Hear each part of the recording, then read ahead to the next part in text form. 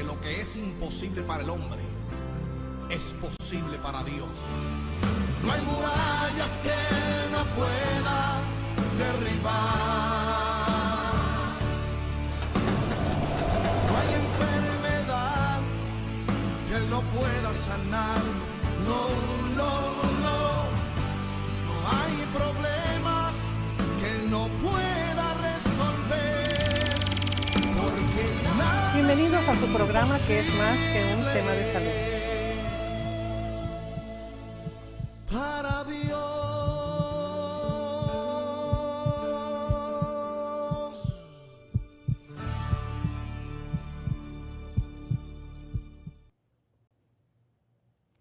Este es su programa que es más que un tema de salud. Bienvenido a este programa. Es muy interesante lo que vamos a estar viendo acerca del cuerpo, pero más que todo de nuestras creencias y nuestra fe. El hombre está formado por espíritu, alma y cuerpo, aunque lo hemos dicho en otras ocasiones. Es muy importante que recordemos de que el cuerpo es polvo cuando muere la persona. Si usted ha visto que abren algunas tumbas, pues ya nada más quedan los huesos de las personas, porque lo que es cuerpo se va deshaciendo, inclusive al final del tiempo los huesos también se deshacen. Pero el espíritu, dice la palabra de Dios, que regresa a Dios cuando una persona muere. ¿Por qué? Porque dice que es el que lo dio. Sin embargo, queda una tercera parte del cuerpo que mucha gente niega su existencia y es el alma. El alma, dice la palabra de Dios, que va a ser juzgada. Ahora, ¿por qué juzgado si después que murió la persona, verdad? Pues cómo es que no queda nada. Y algunas personas dicen que se acaba todo cuando muere la persona, ya no hay nada más. En otras creencias ven que se van a volver a nacer en otra forma, es la reencarnación, que eso realmente la palabra de Dios no nos dice que exista eso.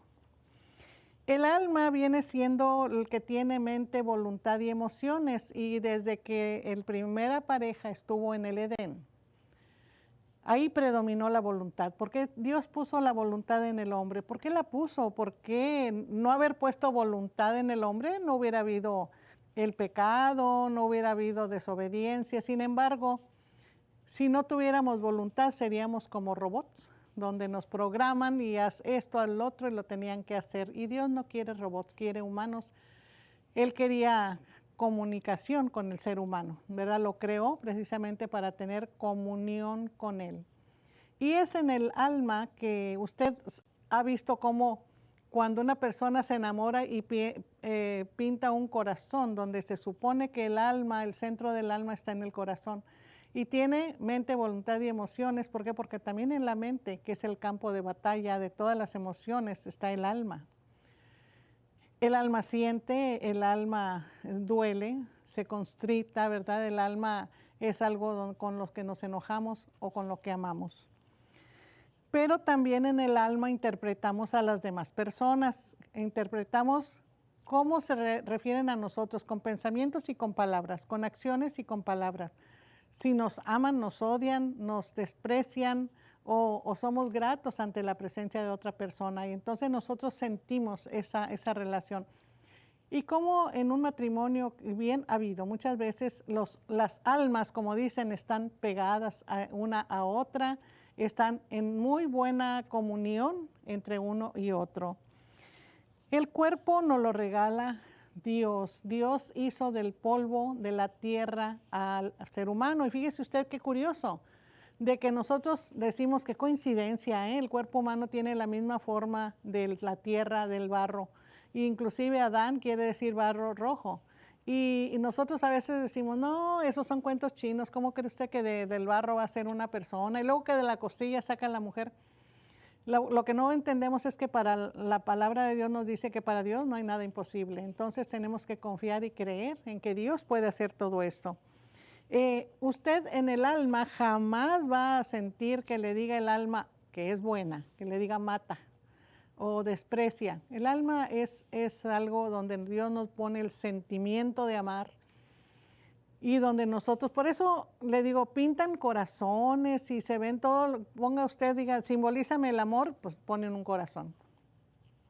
Sin embargo, Eclesiastés 12:7 dice, vuelva el polvo a la tierra y el espíritu a Dios que lo dio.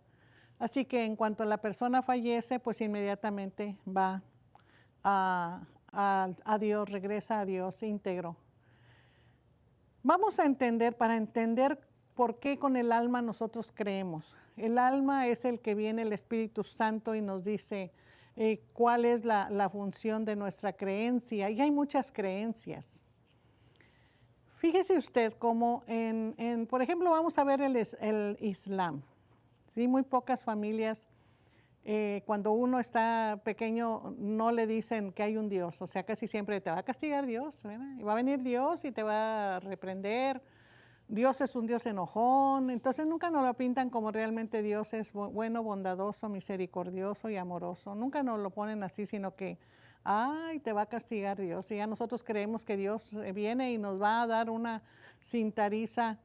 Y eso es lo que nosotros podemos llegar a creer. Sin embargo, vamos a estar viendo cómo están diferentes culturas y diferentes creencias. Comencemos con el Islam. Fíjese que el Islam, los musulmanes tienen la Meca como el centro de adoración y dice que todo musulmán tiene que ir a la Meca, aunque sea una vez en su vida. Tiene que ir ahí, o sea, porque es un mandato que ellos tienen. Pero veamos cómo comenzó esta religión. Fíjese que había en los huramitas que estaban en Yemen, tenían un pozo que se llama Pozo Zamzam y ahí es tan valiosa el agua en el desierto que ellos la cuidaban mucho. Pero no permitían que los pobladores de Yemen se acercaran ahí. Entonces los huramitas no querían. Pero sin embargo se juntaron los pobladores de Yemen y vinieron a ese pozo a quitarlos y a correrlos, no solo de ahí, sino de la región. Los mandaron fuera. Pero para que no regresaran, y eso es algo que no entiendo yo por qué, para que no regresaran al pozo lo taparon con tierra y echaron inclusive cosas de valor ahí. Y como en el desierto la geografía cambia constantemente, porque los vientos que traen la arena mueven las montañas de un lado a otro, hacen nuevas dunas, entonces pronto lo perdieron y no supieron dónde quedó. Con el tiempo, un señor, Abd al-Mutaim, que fue abuelo de Mahoma, Abd al-Mutaim, dijo, oigan, yo tuve un sueño, fíjense que yo supe dónde estaba el pozo Zamzam. ¿De dónde está? Mira, donde veas que hay un hormiguero, excremento y sangre, ahí están. En ese lugar están el pozo.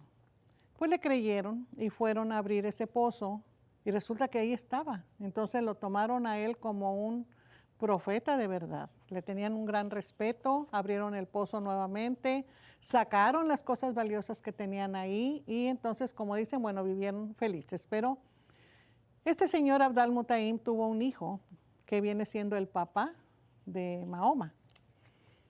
Y recién casado se fue en una caravana a otra ciudad y ya iba su esposa embarazada. Pero él en el camino enferma gravemente y muere. Entonces su esposa después dice, yo estoy segura que el hijo que traigo en el vientre va a ser también profeta porque me habló en el vientre. Me habló y yo sé que va a traer una marca en la espalda porque él viene enfermo del corazón y vienen unos ángeles a operar por la espalda, por eso va a quedar esa marca. En medicina, si nosotros creemos eso es una mentira, porque el corazón no se opera por la espalda, porque están los pulmones, pero se opera por el frente, ¿verdad? Se abre el esternón y llegan directamente al corazón. Entonces, pero bueno, al final de cuentas era una creencia. Sin embargo, este jovencito nació con una marca en la espalda. Así que lo creían profeta desde muy joven, muy joven, ¿verdad?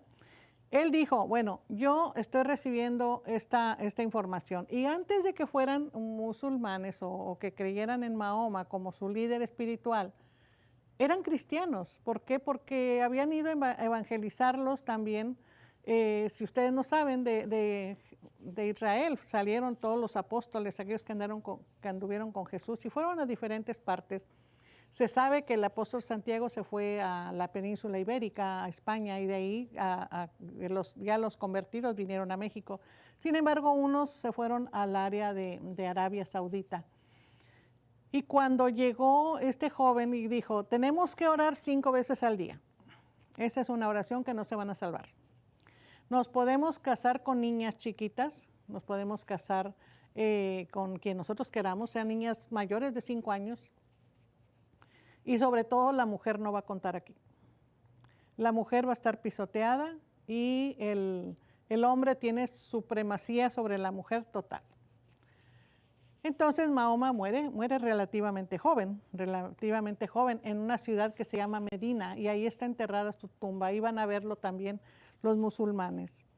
Si usted conoce a algún musulmán y se encuentra, por decir un ejemplo, en la Ciudad de México, en la ciudad de Nueva York, sacan un tapete a determinada hora, se ponen donde estén y hacen una oración recitando algunos versos del Corán, porque esa es la forma en que Mahoma les dijo que hicieran. Sin embargo, Mahoma murió.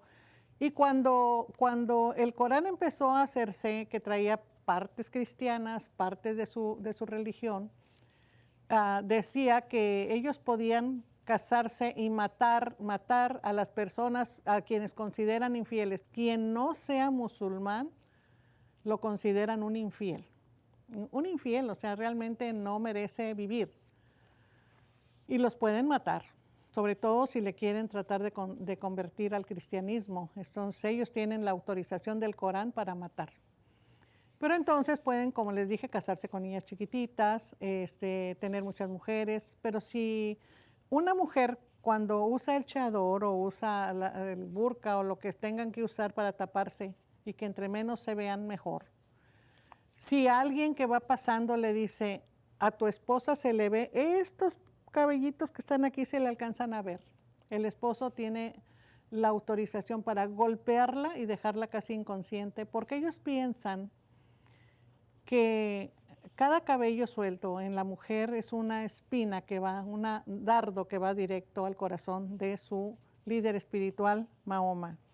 Son golpeadas, son lapidadas. Cuando alguien también le dice, es que yo vi que tu esposa salió y no sé a dónde fue, pero atrás de él iba otra persona, atrás de ella iba otra persona, quién sabe. Entonces, ellos tienen autorización y de meterla en un pozo y matarla a pedradas, lapidada, ¿verdad? Y no tiene forma de defenderse, no hay forma para que se pueda defender. La mujer no cuenta para los musulmanes. Al final de cuentas, esa es su creencia irrespetable. Otra religión que pudiera llamarse así, aunque nunca fue religión, es el budismo. Buda realmente no es Buda, Buda es un apodo que dice despertado a la realidad. Buda era un príncipe, por así decirlo, Siddhartha se llama su nombre real, y él vivió en palacios, vivió con una gran abundancia de dinero y de placeres, y como a los 28 años dijo, bueno, ¿qué hay más allá de esto? ¿Qué hay? ¿Por qué yo tengo todos estos lujos, placeres y demás? Si aquellas gentes no tienen ni para comer realmente, ¿cómo viven? ¿Cómo sobreviven? ¿Cómo pueden llegar ellos a tener un alto nivel espiritual? Se dice que él se fue a una cueva de ermitaño a tratar de elevar su espíritu, porque así él lo creyó. Y fíjese que cree que Buda nació en la India 2500 años después de que Jesucristo. Entonces también mezclaron algo del cristianismo, porque cuando muere Buda, fue relativamente joven, a los 60 años, pero a los 29 fue como cuando comenzó a despertar, según él, a otra creencia y a otro estilo de vida muy sacrificada. Dicen que para trascender al nirvana, Buda Gautama se llama él, entonces le dicen, para trascender al nirvana ellos tenían que ser ser muy, muy humildes. Los budistas combinan ahora el naturismo con sus creencias. Para dar final a su vida, porque se sentía ya muy, muy enfermo, y uno de sus discípulos también, entonces se fueron a los pies del Himalaya y ahí los enterraron a ellos, a Buda y a Ananda, uno de sus principales seguidores. Pero cuando ya murió, quisieron darle el enfoque de que no estaban sus huesos porque había resucitado.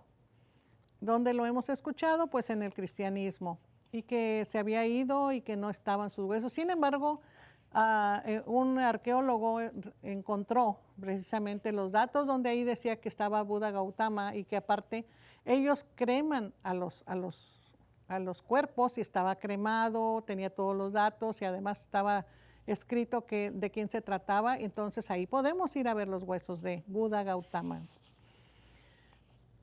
Otro que fundó una religión, por así decirlo, no es religión, viene siendo una secta, es Joseph Smith.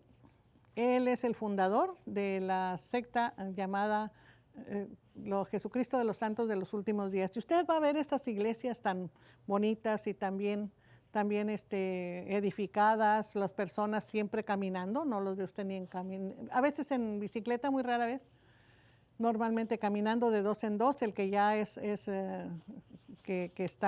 mormón y otro que está siendo entrenado para eso.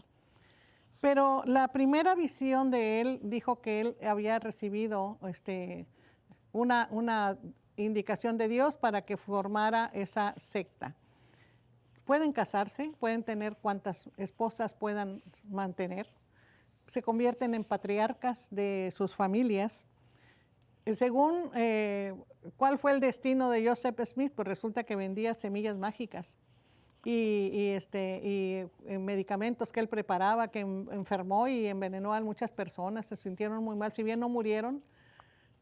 Fue arrestado, lo metieron a la cárcel y resulta que ahí fueron los seguidores, los contrarios a él, que se habían enfermado, lo sacaron y lo balacearon. Y bueno, pues ahí está, lo balacearon el 24 de junio de 1844, ¿verdad? Pues lástima porque siguió la secta, siguió, ¿verdad? Entonces sus creencias siguen igual. Y otra muy similar que se llama los Testigos de Jehová. En el año de 1890, ya más cerca del siglo pasado, en Charles Russell, son russellistas ellos, en Pensilvania formó, él era bautista, era después pentecostés, y luego dijo, no, yo voy a formar mi propia denominación, y se fue y formó los Testigos de Jehová.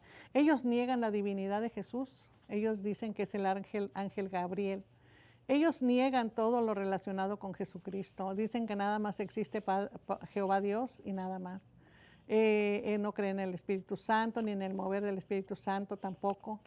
Ellos se aprenden versículos y usted no puede competir con ellos porque de repente les quiere decir algo y saca, no, pero acá, sin embargo, yo me voy a Apocalipsis y donde Jesús en el último capítulo de Apocalipsis se presenta como Jesús. Dice, yo Jesús. ¿Verdad? Entonces les empiezo a decir es que aquí Él es Jesús, para que vean ustedes quién está hablando. Y sin enojarnos, ¿verdad? Siendo muy amables con ellos, nosotros les decimos cuál es nuestra creencia. Russell siempre se equivocó en cuanto a la venida del Señor Jesucristo. Estamos nosotros esperando la venida de Jesús. La segunda venida primero, son varias etapas que los creyentes estamos esperando. Sin embargo, en una de estas es la segunda venida de Jesús.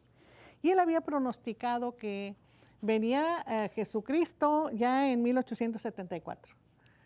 Resulta que cuando llega la fecha, pues no viene Jesucristo. Dice, no, es que me equivoqué, es que es 1920. 30 años después era mucho tiempo como para que ya no se equivocara. Para cuando llegó 1920 ya no estaba Russell vivo, ya había fallecido. Entonces, en Pittsburgh, Pensilvania, ahí lo enterraron, está su tumba en un panteón, y en la calle Wood Street le hicieron una tumba que parece pirámide, como muy parecida y muy similar a la de los masones, a la que se encuentra dibujada en el billete de $1. ¿verdad? Entonces él fue el fundador de la masonería también, el fundador de la logia, ¿verdad? Y la logia número 99. Pero ahí usted puede encontrar su tumba y también, lógicamente, ¿verdad?, sus restos. A principios del año 2007 se empezó a escuchar acerca de una nueva secta en Puerto Rico, que pronto creció, rapidísimo creció. Y se vino a José de Jesús Miranda, llegó a tener tanto poderío, que a mí me ha tocado ver personas. Yo vi un matrimonio en Tampico, con el 666 tatuado en el brazo y con una firma aquí con 3 S largas en el otro brazo, los dos. Él tenía tanto poder sobre sus seguidores que cuando lo veían cerca se iban de rodillas hacia él y le besaban los pies y le decían papi, le decían Dios, y le decían Jesucristo encarnado.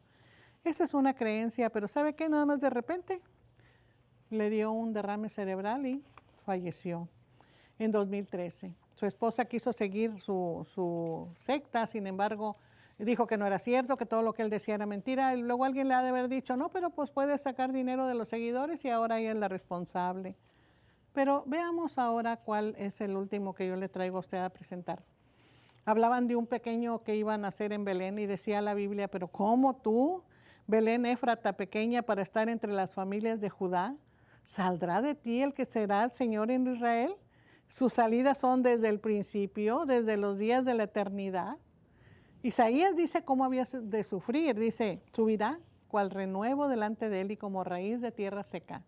No hay parecer ni hermosura, le veremos más inatractivo para que le deseemos.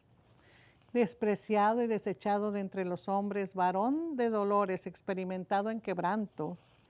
Como escondimos el rostro de él, fue menospreciado y no lo estimamos. Esto es algo que dice que vino a hacer. Dice, ciertamente él llevó nuestras enfermedades y sufrió nuestros dolores. Y nosotros le tuvimos por azotado, por herido de Dios y abatido.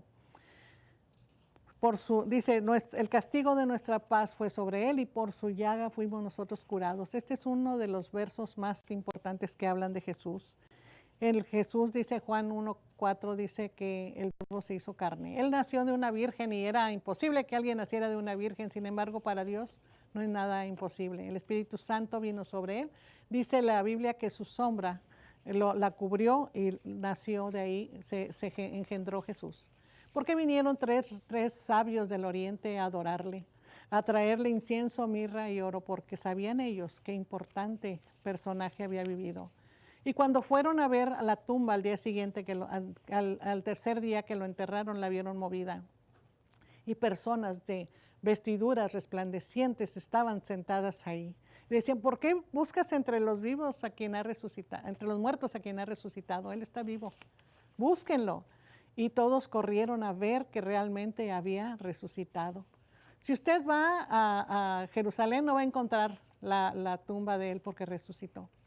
Él es el único, aunque los demás quieran decir que esconden los huesos o que no están, ahí están enterrados. Él está resucitado, Él está vivo y está para nosotros, para ser convertirse en nuestro abogado. Ellos vinieron, dice que cuando entraron los reyes del oriente vieron a Jesús y se postraron sobre aquel bebito, quizá menor de 2 años, y que Herodes había dicho, vengan a decirme dónde está para yo también ir a adorarle. Sin embargo, como no pasaron los reyes por ahí, ocasionó la matanza de esas criaturas menores de 2 años para acabar con él. Pero Dios le dijo a José, agarra a tu hijo y tu esposa y vete a Egipto hasta que yo te diga otra vez. Entonces Él es nuestro Salvador. Él vino y trabajó, 30 años tenía. ¿Sabe usted qué es 30 años? Un jovencito. ¿Conoce a alguien de 30 años? Es un joven. Y Él dio su vida por usted y por mí. Lo llevaron a la cruz en un castigo injusto para que usted y yo tengamos ahora vida eterna.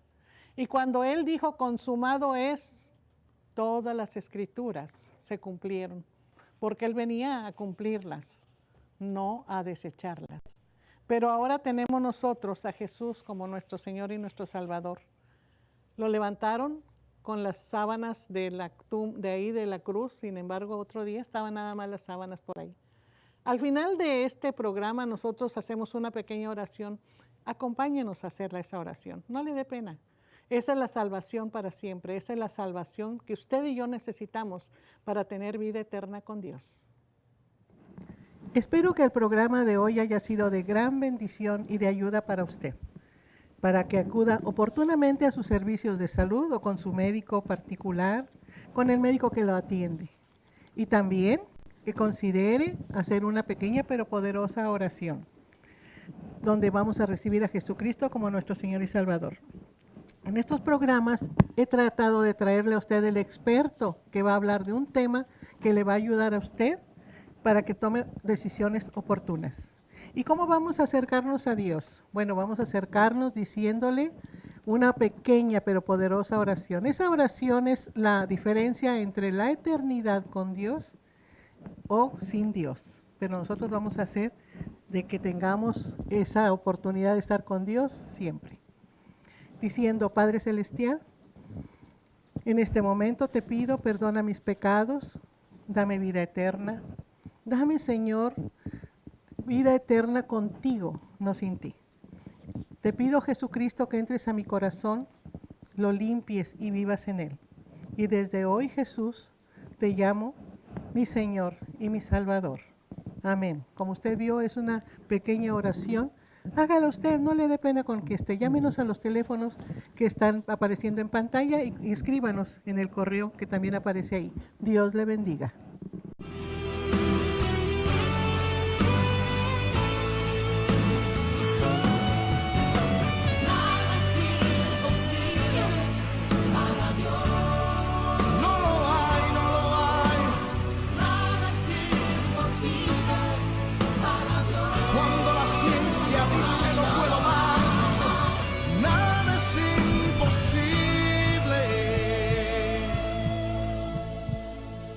Para Dios.